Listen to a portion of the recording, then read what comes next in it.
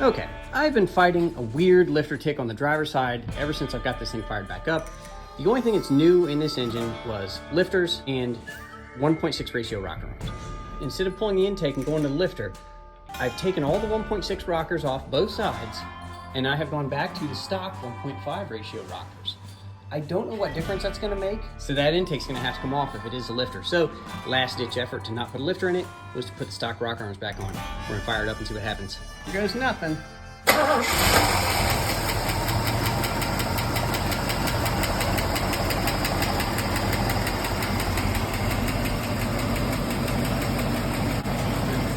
Yeah, look at that.